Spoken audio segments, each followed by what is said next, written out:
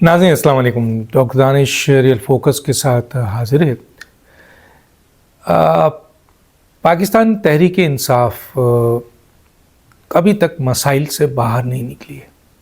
Imran Khan jail में 31 साल उनको सज़ा हो गई है। सज़ा के हवाले से इसमें कोई शक नहीं है कि बहुत से सुकम मौजूद हैं। माजी में मुख्तलिफ़ सियासतदानों को बड़ी बड़ी सज़ाएँ मिली हैं और उसके बाद उन सज़ाओं का ख़ुद ही सुप्रीम कोर्ट ने पोस्टमार्टम भी किया है।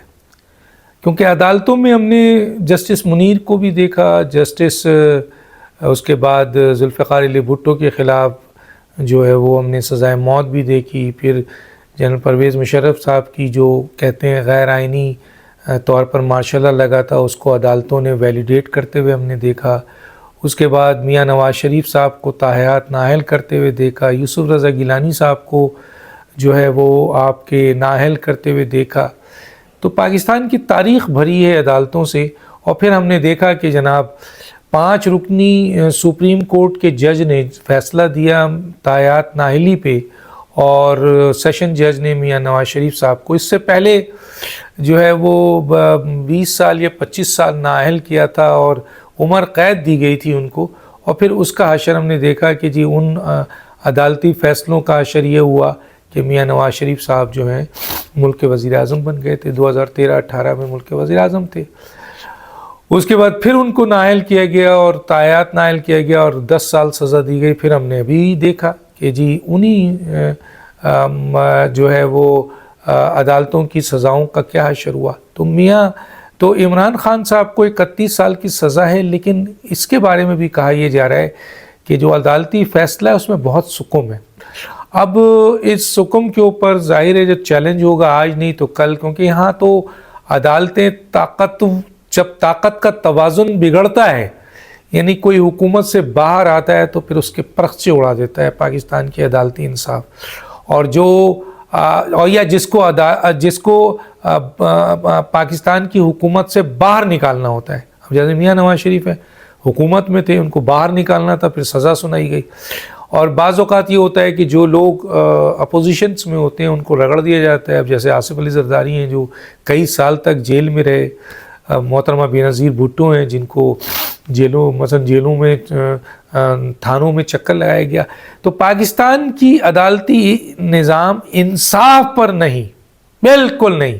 मैं सबकी बात नहीं कर रहा, मैं पाकिस्तान की अदालती फ़ैसलों की बात कर रहा हूँ, इंसाफ पर नहीं। माल पर, दबाव पर, लालच पे, ओहदे पे, नाअहलियत पे, नालायकी पे और आपके ताकतवर लोगों के इशारों पे फ़ैसले होते हैं। तो इमरान खान हो सकता है कि कल वक्त चेंज हो और यही अदालतें उनको बेकसूर साबित कर रही हूँ, कोई बड़ी बात नहीं है, हम आगे बढ़ते हैं। लेकिन इमरान खान अगर जेल में हैं तो इनकी पार्टी को कौन चला रहा है?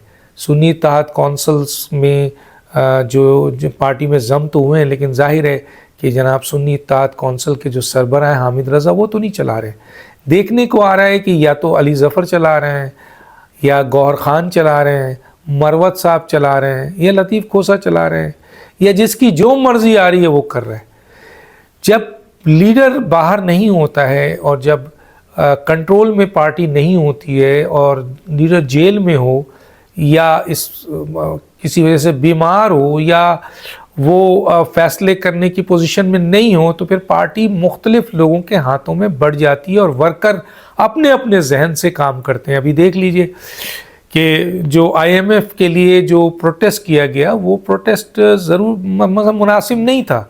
ये प्रोटेस्ट IMF के सामने आप कर रहे हैं, आप पाकिस्तानी हैं, आपको अगर कोई एतराज़ है कि आपके इलेक्शन में आपके साथ नाइंसाफ़ी हुई है और धांधली हुई है, जिसके ऊपर सब कह रहे हैं, हम भी कह रहे हैं, लेकिन ये वो प्लेटफॉर्म नहीं है। आपको इलेक्शन ट्रिब्यूनल में जाना है, इसी अदालतों में जाना है, इन्हीं अदालतों में जाना है, मजबूरी है इन्हीं अदालतों में जाना है। लेकिन ये IMF में जाके आप अपने पाकिस्तान का मजाक उड़ा रहे हैं। इमरान खान अगर IMF को ख़त लिख रहे हैं तो ये भी नामुनासिब अमल है। इसी तरह GS+ में جو یورپی یونین ہے ان کو اگر خط لکھا گیا ہے، پی ٹی آئی کے لوگوں نے اس کی تردید تو کی ہے، لیکن اگر خط لکھا گیا ہے تو یہ بھی پاکستان کے لیے اچھا نہیں ہے اور یہ مناسب نہیں. اس سے ہوگا تو کچھ نہیں، لیکن پاکستان کی بدنامی ہوگی اور آپ اس کیٹیگری میں آئیں گے جو پاکستان ملک دشمنی کے بارے میں. الطاف حسین صاحب نے ایک زمانے میں بہت طوطی بولتا تھا، پاکستان کی سیاست میں ان کا بڑا کنٹرول تھا،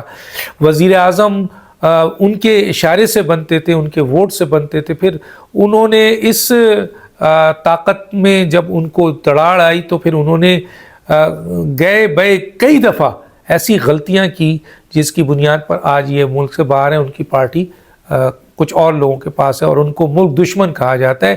اور ان کے بیرونی دنیا میں جو اس قسم سے انڈیا اور را اور اسٹیٹمنٹ اور فوج کے خلاف اسٹیٹمنٹ، جس کی وجہ سے بالکل ہی وہ آؤٹ ہو گئے. یہی عمل پی ٹی آئی کیوں کرنے جا رہی ہے؟ پی ٹی آئی ایک بڑی سیاسی جماعت ہے جس کے پیچھے بہت بڑی تعداد ہے عوام کی، اور 2024 کے الیکشن میں دیکھا لوگوں نے کہ آپ کو نگراں حکومت اور الیکشن کمیشن نے وکٹمائز کیا، لیکن اس کے باوجود آپ کے عام جو امیدوار تھے ان کو لوگوں نے بھرپور ووٹ دیا. تو یہ پھر کیا ہو رہا ہے کہ علی امین گنڈا پور ہیں، اسد قیصر ہیں، علی ظفر ہیں، گوہر خان ہیں، مروت ہیں، یا یہ جو بڑھ گئے ہیں جس کی بنیاد پر نقصان پہنچ رہا ہے. تو میرا خیال ہے پی ٹی آئی کو یہ بڑی توجہ دینی چاہیے اس موقع پہ کہ عمران خان تو جیل میں ہے. ظاہر ہے اس وقت جو پی ٹی آئی میں ہو رہا ہے کیا وہ ان کی مرضی سے ہو رہا ہے؟ اور اگر ان کی مرضی سے ہو رہا ہے تو یہ پھر ایک پی ٹی آئی اس M Q M Altaf Hussain کے راہ پہ چل گئی ہے جس کی منزل اچھی نہیں ہے، جس کا مستقبل اچھا نہیں ہے. آپ کا بالکل حق بنتا ہے آپ پروٹیسٹ کریں، آپ یہیں رہیں، آپ کو کرنا ہے، آپ کو جو کچھ کرنا ہے آپ کو یہیں کرنا ہے. یہ نہیں ہے کہ آپ اسی طریقے سے باہر چلے جائیں.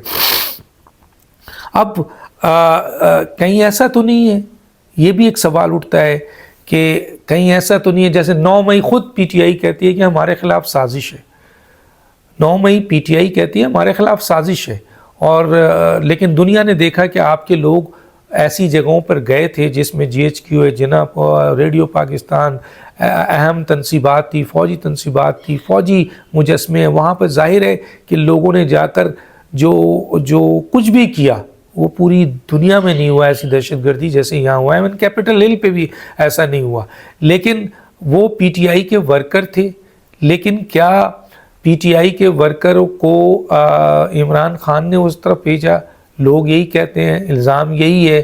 اور اگر آپ یہ کہتے ہیں نہیں جی وہ ہمارے خلاف سازش ہے، تو اس سازش کو کس نے کامیاب کیا جس میں پی ٹی آئی کے جذباتی لوگ جو ہیں وہ دہشت گرد بن گئے؟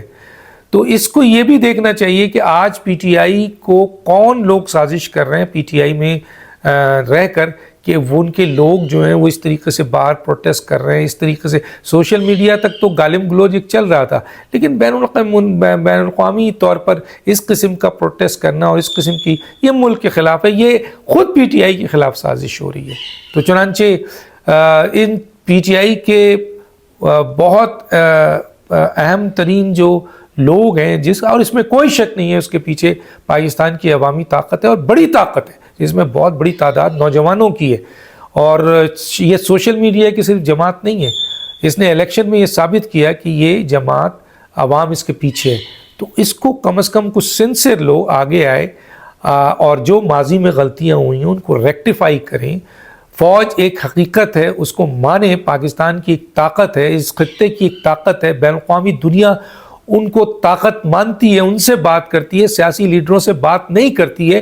تو آپ بھی ان کی اہمیت کو سمجھیں، ان سے بات کریں، نہ کہ آپ ان کے خلاف جو ہے وہ دنیا میں جو ہے وہ پروپیگنڈا کریں، پروٹیسٹ کریں. اور یہ پاکستان کے خلاف ہے، نہیں چاہتے ہوئے بھی. اور ظاہر ہے اس میں بہت سارے ایسے ایجنٹ شامل ہو جائیں گے جو پاکستان مخالف ایجنٹ ہیں، چاہے وہ انڈین ایجنٹ ہو. باہر تو بہت آرام سے لوگ شامل ہو جاتے ہیں اور آپ کے جھنڈے کے نیچے ایسے عمل کر جائیں گے جس سے آپ پوری دنیا میں اور خاص طور پاکستانیوں کو منہ دکھانے کے لائق نہیں رہیں گے. تو اس کو دیکھنا چاہیے کہ کہیں یہ سازش تو نہیں ہے. ڈاکٹر دانش کو اجازت دیجیے. اللہ حافظ.